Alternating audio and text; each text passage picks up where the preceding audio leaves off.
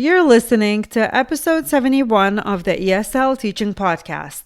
Last week, we kicked off our short and actionable summer professional development podcast episodes with an overview of mistakes many teachers make when it comes to lesson planning. We talked about time management, or rather mismanagement. We talked about the fact that we don't need to know it all to plan quality lessons for our English learners. And we talked about one of the most important things about how we sometimes don't create clear goals and objectives for our lessons. So in today's episode, I wanted to elaborate a little bit more on how you can come up with goals and objectives. And I will be talking about content and language objectives for your EL students.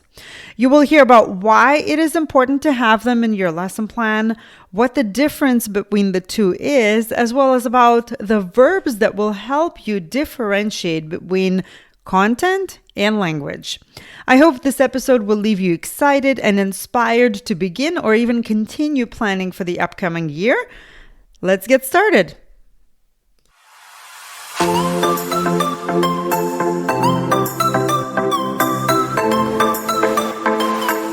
Hello and welcome to the ESL Teaching Podcast. I'm your host, Yeva Groslis, otherwise known as simply Yeva, and I am so thankful that you tuned in. I'm looking forward to sharing both my knowledge and experience on this podcast, as well as that of my fellow teachers. Hello, everyone. As you already heard in the introduction, I mentioned that we talked about 3 mistakes that teachers frequently make when planning lessons for English learners. And this was the last week's episode. If you didn't hear it, please go back and listen to it. I hope it will inspire you to take some action. And one of those mistakes was not having clear goals for your lesson. So today, I wanted to chat a little bit about what are the goals or objectives of an EL lesson, because when you're planning for English learners, it is a little bit more involved. So first of all, why is it important to have an objective in a lesson? Well, number one, it helps the students and you, the teacher, focus attention on what's most important in the lesson. I know from personal experience that it is so easy to go off on a tangent. And yes, the tangent might be a learning experience, but sometimes it's hard to come back when you don't really know where you're going. And when you have a clear objective, you're able to get back on track more easily. Number two, objective allows students to have something to work towards. It is important to list the objectives where they're visible, to tell the students what the goal of the lesson is, and, to go over that goal with them at the start of the class. And number 3, ELs need objectives that include both content and language. Unlike English as a foreign language class, students, multilingual learners in the US take content classes throughout the day and are learning both content and language at the same time. Therefore, exposing them to academic vocabulary and language in a targeted and systematic way will not only improve their language, but also will help them access content. Many EL teachers have heard of the SIOP method. This acronym stands for Sheltered Instruction Observation Protocol, and it is a research-based method that is very effective at addressing the academic needs of English learners and consists of 8 components. These are lesson preparation, building background, comprehensible input, strategies, interaction, practice or application, lesson delivery, review, and assessment. So these are your typical lesson plan components, and specifically for SIOP, it is a little bit more involved. And while not all of us may be able to implement this method fully, one thing that we can all embrace is creating language and content objectives for our English learners. Which brings me to this question: what is a language and what is a content objective, and what is the difference between the two? So a content objective is the what of the lesson. What will the students learn today? Simply deals with the content or the topic, if you will. And a language objective is the how of the lesson and involves using all 4 language domains: listening, speaking, reading, and writing. A language objective gives a goal of interacting with the content. I go into greater detail about how to create content and language objectives inside my lesson planning masterclass, Map Out Your First Month with EL Beginners. But here's a simple example of a content and language objective for a newcomer lesson. Let's say our topic is school. Okay, school places, school people, school objects. So a content objective could be the students will be able to identify 5 objects in the classroom. And this is the what of the lesson. Okay, we want them to identify 5 objects. A language objective could be as follows. The students will be able to identify 5 objects in the classroom orally using the sentence frame. This is a blank and a word bank. So again, our language for achieving the content is we're going to use speaking, we're going to use the sentence frame, and we're going to use a word bank.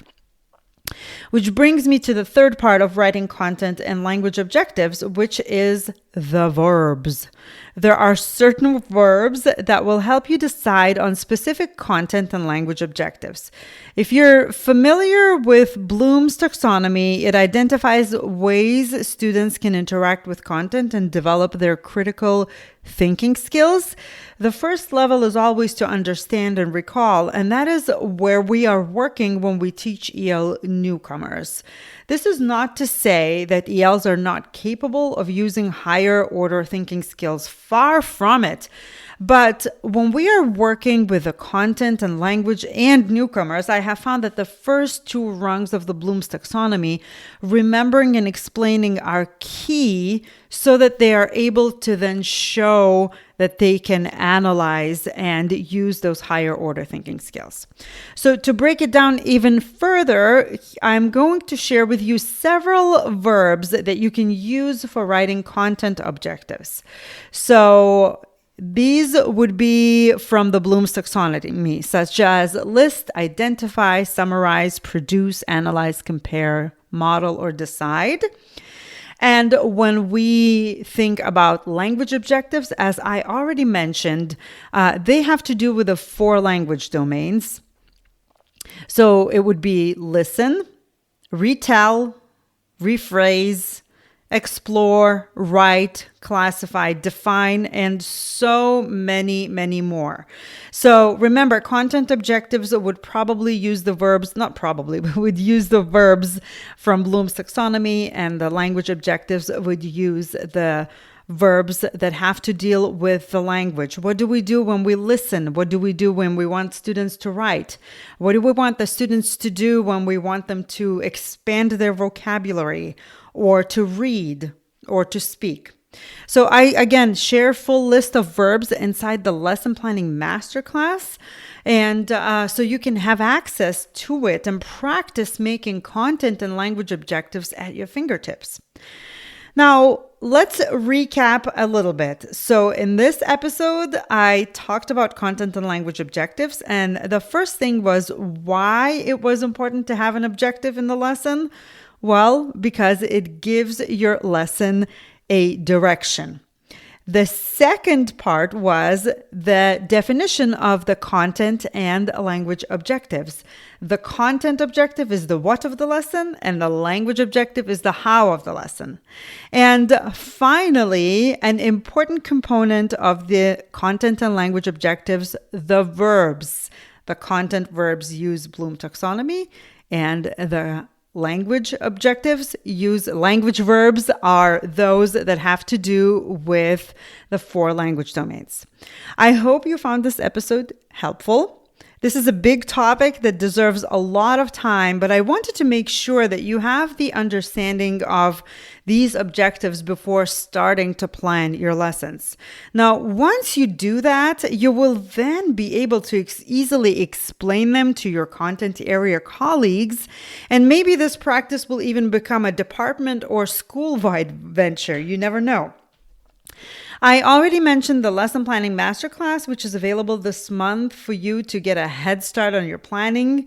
It will help you zero in on what exactly needs to be addressed when you have a newcomer in your class, and will teach you a repeatable process of lesson planning that will save you so much time.